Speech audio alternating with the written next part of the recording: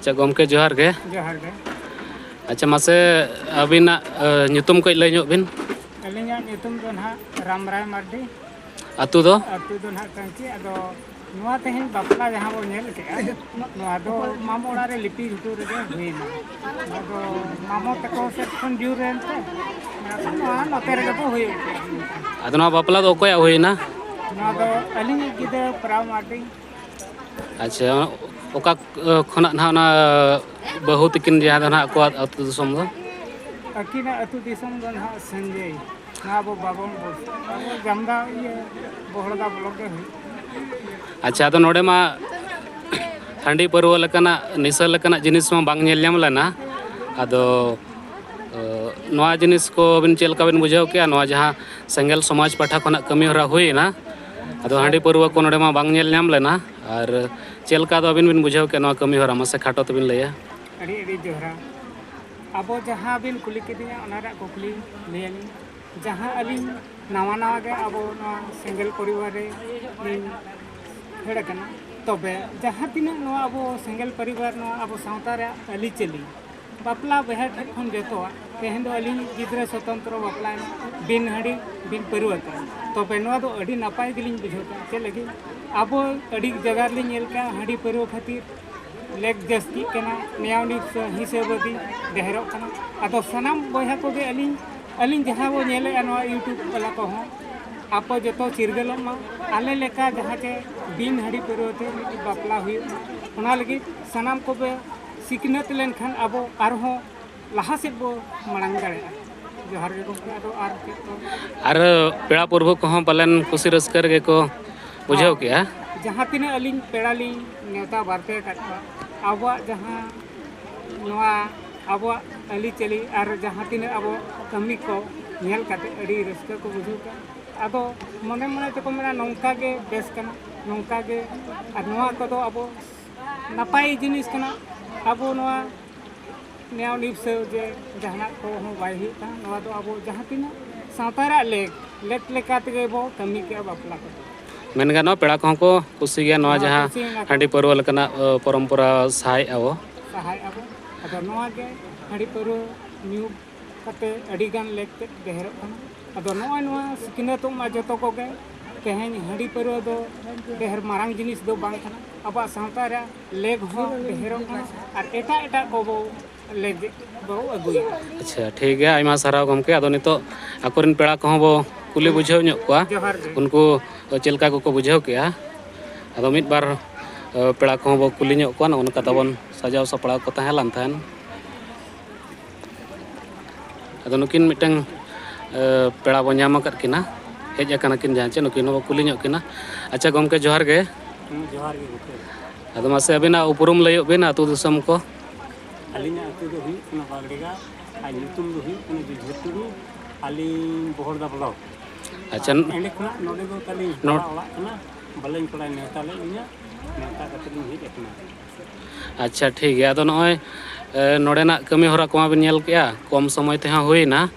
और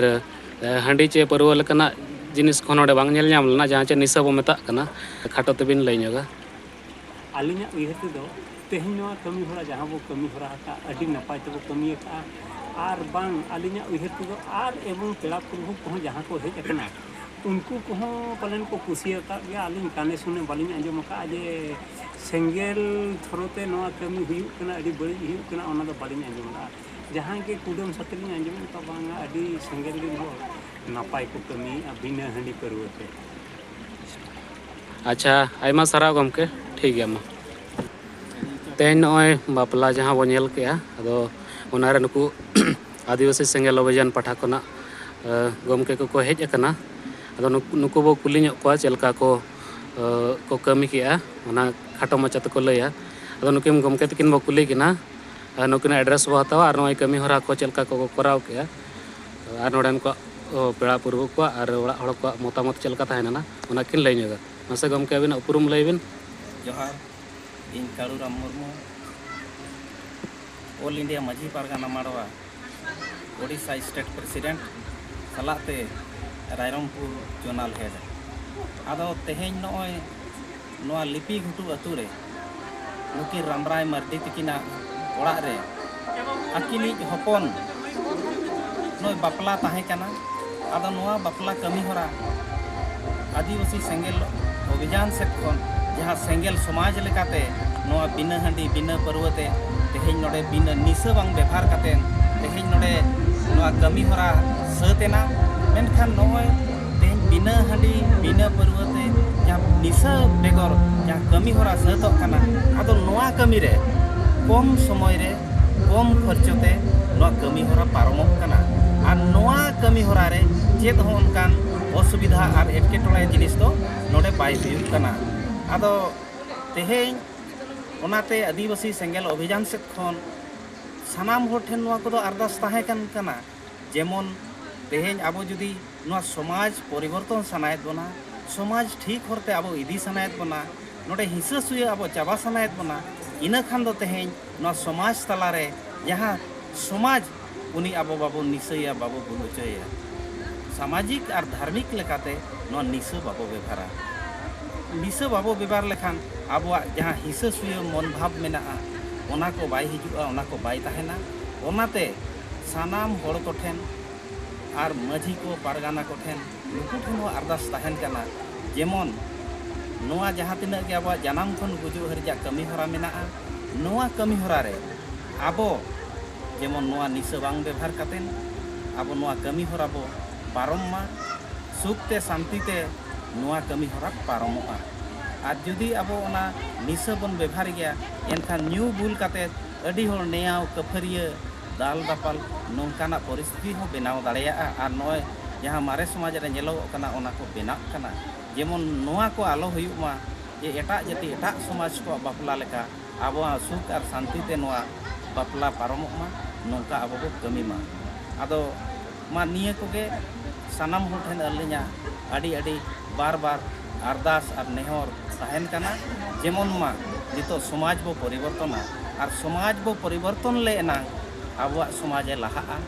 और नोय समाज परिवर्तन बनुते तेहेñ अकोय हो बांग को ठिका दाड़े काना नोय आबो 2027 रे होड़ लेखा मेना मेनखान नोआ होड़ लेखा रे हो नोडे आबो सारना धर्म कोड आबो बनुआ मेनखान नोआ सारना धर्म कोड हो नाम लगत नोडे आबो आंदोलन दरकारोग काना मेनखान तेहेñ निसा होड़ हिंसा होड़ बड़ती मेना कोते तेहेñ नोआ सारना धर्म आंदोलन आबो कमजोर काना तो ओनाते सानाम हो ठेन के अलिया नेहर ताहेन काना मा देला समाज बो सुसरा समाज बो सुधरा सावते सारना धर्म कोड आबो बो हातावा आ निया को मेन काते गे अलिया कथा नोडे ली केचेदिया दोड़ाते मा सानाम को जोहा आयमा सारा गमके